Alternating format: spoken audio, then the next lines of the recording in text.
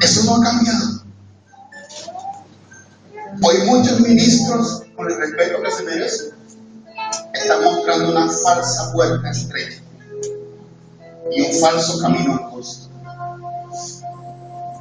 Ella sigue siendo estrecha y sigue siendo angosta. ¿Saben por qué? Porque el cielo y la tierra pasarán, pero esta palabra nunca va a pasar.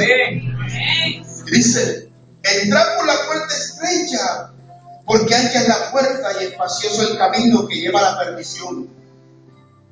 Por eso hay gente que, además de estar en el mundo, que se está perdiendo. Hay gente que se está perdiendo dentro de las iglesias.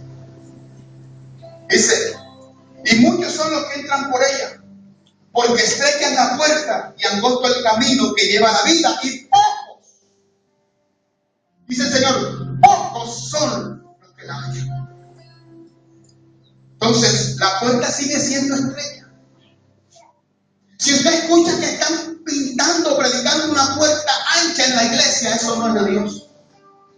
Y se están pintando y predicando un camino ancho dentro de la iglesia, eso no es de Dios. No se deje confundir, porque la Biblia dice que se levantarán falsos profetas y falsos maestros y engañarán, si fuera posible, aún a los escogidos. Yo quiero decirte algo: Dios sigue siendo santo. Amén. Dios sigue siendo santo. Él no ha perdido su esencia. Entonces, todo aquel que decide ser su discípulo tiene que calificar en unos estándares y llevar una vida de santidad. Y esperamos gloria a Dios. Estoy enseñando. Entonces dice este pasaje: no participes en pecados ajenos. Esta palabrita en la iglesia le da miedo, y ya cuando se habla de pecado y de santidad, dice: no participes en pecados ajenos. Pastor, ¿y qué es participar en pecados ajenos si yo tengo los míos? Es complacerse y anhelar en el corazón lo que hacen los mundanos. ¿Y quiénes son los mundanos? Aquellos que viven sin Cristo, donde ellos se constituyen, escuchen bien, en enemigos de Dios. Te lo voy a mostrar por la palabra. El mundo, la gente que vive sin Cristo, vive por la misericordia de Dios, porque son creación de Dios. Por la misericordia sale el sol para todos. Por la misericordia hay alimento. Por la misericordia hay oxígeno. Por la misericordia hay agua. Por la misericordia hay trabajo, hay empleo. Pero muy diferente cuando uno es hijo. El que tiene hijo tiene derechos. Amén. Dios ama al pecador, pero aborrece el pecado. Y el pecado del pecador lo va a llevar a que el juicio de Dios venga sobre su vida. Porque Dios me ama a mí y aborrece el pecado, entonces Dios no se mete conmigo. El pecado va a llevar a gente al infierno, aunque Dios te ame. Nosotros no debemos participar de los pecados ajenos. Y te voy a demostrar por la Biblia. Primera de Samuel, capítulo 2, versículo 12 al 36. El título es El pecado de los hijos de Eli, Ofni y Fines. Dice la historia de la siguiente manera, te lo voy a leer, porque no voy a invertir mucho tiempo aquí en este pasaje. Versículo 12 al 17. Los hijos de Elí eran hombres impíos. ¿Quién era Elí? Elí en ese tiempo en Silo era el sacerdote y era el juez de Israel. Él era el hombre de Dios, el ministro del Señor. Ojo bien, el hecho de que uno esté en el evangelio no le garantiza que los hijos sean de Dios, porque todo va en la educación que uno le da a sus hijos. Amén. Los hijos los cría usted, no los crío yo crío los míos. Yo le enseño la palabra. O sea, digo que gente quiere que nos sirva, el pastor le cría a los hijos. No soy yo, tengo mío para criarlos. Usted cría los suyos. Amén. Usted responde a Dios con sus hijos, yo le respondo con la iglesia. Bendito sea Dios. Entonces estos hijos eran hombres impíos y no tenían conocimiento de Jehová. ¿Dónde está el padre ese? ¿Qué le enseñó Elías a sus hijos. Este hombre de Dios, que sus hijos no tenían conocimiento de Dios. Y era el sacerdote que ministraba en el tabernáculo. Y era el juez de Israel. Y dice, versículo 13, y era costumbre de los sacerdotes con el pueblo, que cuando alguno ofrecía sacrificio, venía el criado del sacerdote, mientras se cocía la carne, trayendo en su mano un garfio de 3 dientes y lo metía en el perol, en la olla, en el caldero o en la marmita. Y todo lo que sacaba el garfio, el sacerdote lo tomaba para sí. Se robaban las ofrendas para el sacerdote. Dice, de esta manera hacían con todo israelita que venía a Silo. Y asimismo, antes de quemar la grosura, venía el criado del sacerdote y decía al que sacrificaba: da carne que asar para el sacerdote, porque no tomará de ti carne cocida, sino cruda.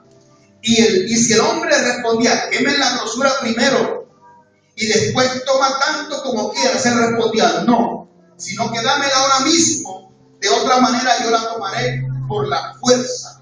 O sea, no esperaba que sacrificaran la grasa para el Señor, que primero se le diera a Dios su ofrenda, sino que ellos la cogían y aún montaban, cogían de más para ellos.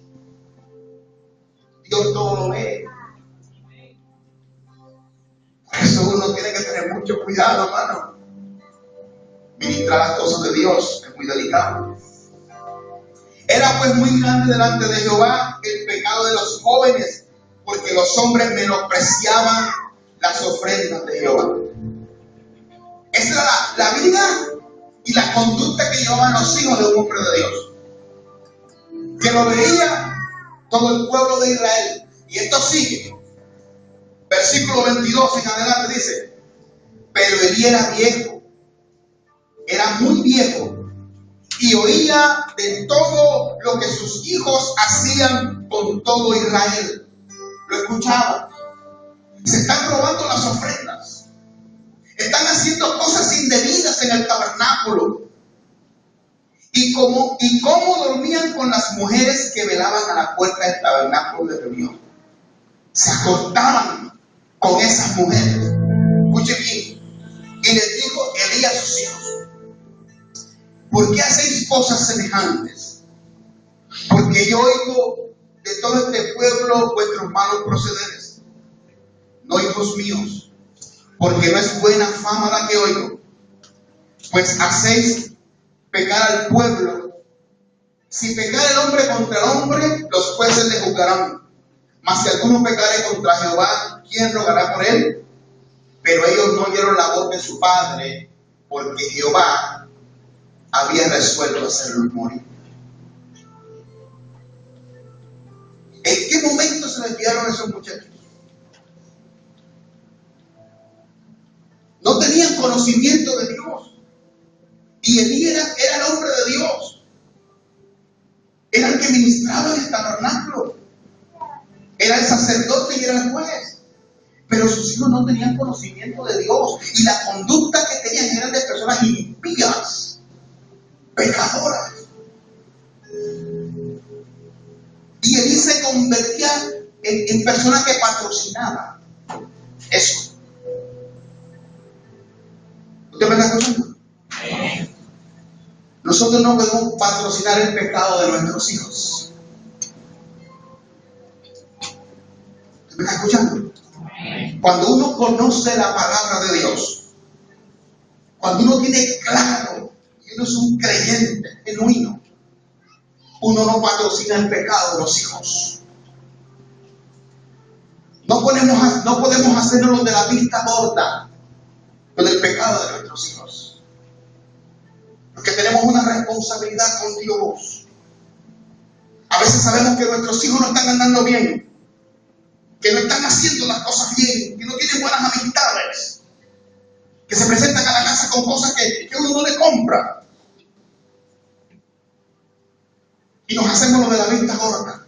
Sabemos que está cambiando su comportamiento, que está cambiando su actitud, y sabemos que no está bien, y nos hacemos lo de la vista gorda.